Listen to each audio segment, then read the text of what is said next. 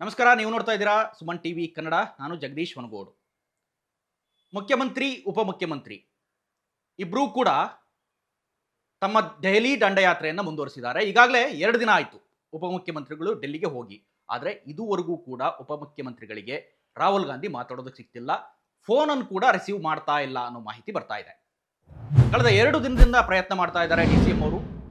ಹೇಗಾದರೂ ಮಾಡಿ ರಾಹುಲ್ ಗಾಂಧಿಯನ್ನ ಭೇಟಿ ಮಾಡಿ ತನ್ನ ಉದ್ದೇಶವನ್ನು ತಿಳಿಸಬೇಕು, ತಾನು ಮುಂದೇನು ಮಾಡ್ತೀನಿ ಅನ್ನೋದನ್ನು ಕೂಡ ಅವ್ರ ಜೊತೆ ಮಾತನಾಡಬೇಕು ಅನ್ನೋದು ಉದ್ದೇಶ. ಆದರೆ ಫೋನ್ ಕರೆಗೂ ಕೂಡ ಸಿಗದೆ ಇರೋದು ಎಲ್ಲೋ ಒಂದು ಕಡೆ DCM ಅವರಿಗೆ ಬಹಳ ದೊಡ್ಡ ತಲೆನೋವನ್ನು ತಂದೊಡ್ಡಿದೆ. ಹಾಗಾಗಿನೇ ಒಂದು ಕಡೆ ಅವರು ಫ್ರಸ್ಟ್ರೇಟ್ ಆದಂತೆ ಕೂಡ ಕಾಣಿಸ್ತಾ ಇದ್ದಾರೆ. ನಿನ್ನೆ ಒಂದು ಹೇಳಿಕೆಯನ್ನು ಕೊಟ್ಟರು.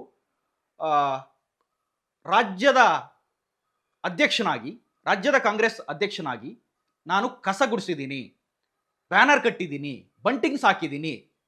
ಇಂಥ ಕೆಲಸವನ್ನು ಮಾಡಿದಂಥ ಯಾವುದೇ ಅಧ್ಯಕ್ಷ ನಿಮಗೆ ಸಿಗ್ಲಿಕ್ಕಿಲ್ಲ.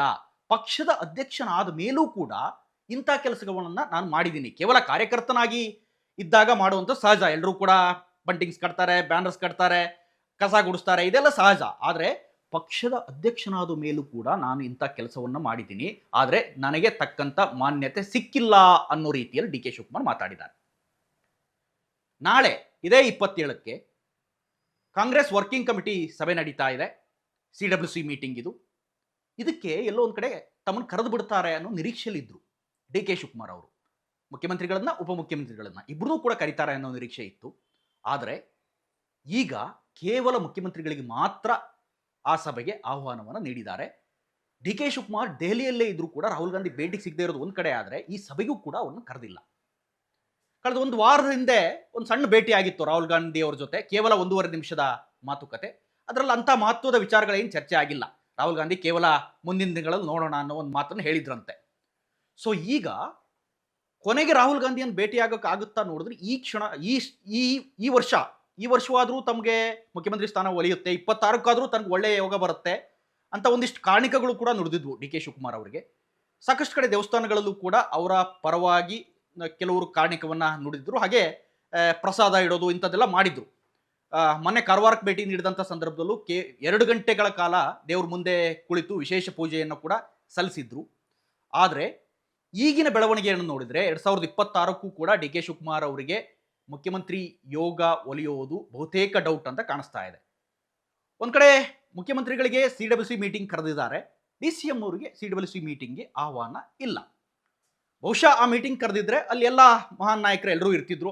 ರಾಹುಲ್ ಗಾಂಧಿ ಅವ್ರನ್ನ ಭೇಟಿ ಆಗಬೇಕು ಅನ್ನೋ ಉದ್ದೇಶ ಇತ್ತು. ಕನಿಷ್ಠ ಪಕ್ಷ ಮತ್ತಗೈನ್ 1-2 ನಿಮಿಷಕ್ಕಾದರೂ ಭೇಟಿಗೆ ಅವಕಾಶ ಸಿಗಬಹುದಿತ್ತೇನೋ. ಆದರೆ ಈ 2 ದಿನದಿಂದನೂ ಕೂಡ ಅಲ್ಲೇ ಇದ್ರೂ ಕೂಡ, ದೆಹಲಿಯಲ್ಲಿದ್ದರೂ ಕೂಡ ರಾಹುಲ್ ಗಾಂಧಿ ಸಿಗದೇ ಇರೋದ್ರಿಂದ 2 ಸುತ್ತಿನ ಮಾತುಕತೆ ಆಗಿವೆ ಮಲ್ಲಿಕಾರ್ಜುನ್ ಖರ್ಗೆ ಅವ್ರ ಜೊತೆ. ಈ ಹಿಂದೆ ಅವರು ಬೆಂಗಳೂರಿಗೆ ಬಂದಂಥ ಸಂದರ್ಭದಲ್ಲಿ ಅವ್ರ ಕಾರಲ್ಲಿ ಹೋಗೋದು ಬರೋದು ಇದೆಲ್ಲ ನಡೆದಿತ್ತು. ಆದರೆ ಮತ್ತಗೈನ್ ಅಲ್ಲೋದಂಥ ಸಂದರ್ಭದಲ್ಲೂ ಮಲ್ಲಿಕಾರ್ಜುನ್ ಖರ್ಗೆ ಅವರು ಸಿಕ್ಕಿದ್ದಾರೆ ಹೊರತು ರಾಹುಲ್ ಗಾಂಧಿ ಅವರು ಇವ್ರ ಭೇಟಿ ಸಿಕ್ಕಿಲ್ಲ. ಸೊ ಈಗ ಮಲ್ಲಿಕಾರ್ಜುನ್ ಖರ್ಗೆ ಅವರು ಕೂಡ ಒಂದು ಹಂತಕ್ಕೆ ಕೈ ಚೆಲ್ಲಿದ್ದಾರೆ. ನೀವೇನೇ ಮಾತಾಡೋದಿದ್ರು ರಾಹುಲ್ ಗಾಂಧಿ ಅವ್ರ ಜೊತೆನೇ ಮಾತಾಡಬೇಕು ಅನ್ನೋ ಸಂದೇಶವನ್ನು DK ಶಿವಕುಮಾರ್ ಅವರಿಗೆ ರವಾನಿಸಿದಾರಂತೆ. ಹಾಗಾಗಿ ಇವತ್ತು ಕೂಡ DK ಶಿವಕುಮಾರ್ ಡೆಲ್ಲಿಯಲ್ಲೇ ಇರ್ತಾರೆ. ಮತ್ತೆ ಮುಖ್ಯಮಂತ್ರಿಗಳು ಕೂಡ ಇವತ್ತು ದೆಹಲಿಗೆ ಹೋಗ್ತಾರೆ. ಮುಖ್ಯಮಂತ್ರಿಗಳು ಹೋಗ್ತಾ ಇರೋದು ರಾಹುಲ್ ಗಾಂಧಿ ಅವರ ಭೇಟಿಗಲ್ಲ, ಬದಲಾಗಿ CWC ಮೀಟಿಂಗ್ಗೆ ಅನ್ನೋ ಮಾಹಿತಿ ಬರ್ತಾ ಇದೆ. ಇದೆಲ್ಲದರ ನಡುವೆ ಕೇಂದ್ರ ಸಚಿವರು, ಕೇಂದ್ರ ಉಕ್ಕು ಖಾತೆ ಸಚಿವ HD ಕುಮಾರಸ್ವಾಮಿ ಇಬ್ಬರೂ ನಾಯಕರ ಮೇಲೆ ಹರಿಹಾಯ್ದಿದ್ದಾರೆ. ಇಷ್ಟು ದಿನ ಒಂದಂತಕ್ಕೆ ಸೈಲೆಂಟ್ ಆಗಿದ್ರು ಕುಮಾರಸ್ವಾಮಿ ಅವರು, ಕೇಂದ್ರ ರಾಜಕಾರಣ ಮಾಡಿಕೊಂಡು.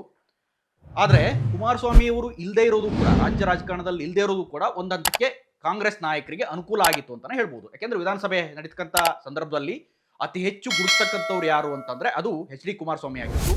ಹಗರಣಗಳನ್ನು ಬಯಲಿಗೆ ಎಳಿತಕ್ಕಂಥವ್ರು ಯಾರು ಅಂದ್ರೆ ಅದು ಕುಮಾರಸ್ವಾಮಿ ಆಗಿದ್ರು. ಈ ವಿಧಾನಸಭೆ ಅಧಿವೇಶನದಲ್ಲಿ ಅದು ಕೂಡ ಒಂದು ಅಡ್ವಾಂಟೇಜ್ ಆಗಿತ್ತು ಇವರಿಗೆ. ಯಾಕೆಂದ್ರೆ ಕುಮಾರಸ್ವಾಮಿ ಅವ್ರನ್ನ ಕೇಂದ್ರ ರಾಜಕಾರಣಕ್ಕೆ ತೆರಳಿಬಿಟ್ಟಿದ್ದಾರೆ. ದೆಹಲಿಯಲ್ಲಿ ಸಾಕಷ್ಟು ಕೆಲಸಗಳು ಇವೆ. ಅದರ ನಡುವೆನೇ ಕುಮಾರಸ್ವಾಮಿ ಅವರು ಒಂದಿಷ್ಟು ಟೈಮ್ ಮಾಡಿಕೊಂಡು ರಾಜ್ಯ ನಾಯಕರ ಮೇಲೆ ಹರಿಹಾಯುವ ಕೆಲಸವನ್ನು ಮಾಡಿದ್ದಾರೆ. ಈ ಬಾರಿ ಸ್ವತಃ ಮುಖ್ಯಮಂತ್ರಿಗಳು ಹಾಗೆ ಉಪಮುಖ್ಯಮಂತ್ರಿಗಳ ಮೇಲೆ ಹರಿಹಾಯ್ದಿದ್ದಾರೆ. ಬೆಂಗಳೂರು ಅಭಿವೃದ್ಧಿ ಸಚಿವರಾಗಿರುವಂಥ DK ಶಿವಕುಮಾರ್ ಬೆಂಗಳೂರಿಗೆ ಅಂತ ಏನ್ ಮಾಡಿದ್ದಾರೆ ಅನ್ನೋ ಪ್ರಶ್ನೆಯನ್ನ ಮಾಧ್ಯಮಗಳ ಮುಂದೆ ಇಟ್ಟಿದ್ದಾರೆ. ಇದಿಷ್ಟು ಈ ಕ್ಷಣದ ಅಪ್ಡೇಟ್ಸ್. ನಿರಂತರ ಅಪ್ಡೇಟ್ಸ್ಗಾಗಿ ನೋಡ್ತಾ ಇರಿ. ಹಾಗೆಯೇ ನೀವೇನಾದರೂ ಸುಮನ್ ಟಿವಿ ಕನ್ನಡ ಸಬ್ಸ್ಕ್ರೈಬ್ ಮಾಡಿಲ್ಲ ಅಂತಾದರೆ ಈ ಕೂಡಲೇ ಸಬ್ಸ್ಕ್ರೈಬ್ ಮಾಡಿ, ಶೇರ್ ಮಾಡಿ, ಹಾಗೆಯೇ ಲೈಕ್ ಮಾಡಿ.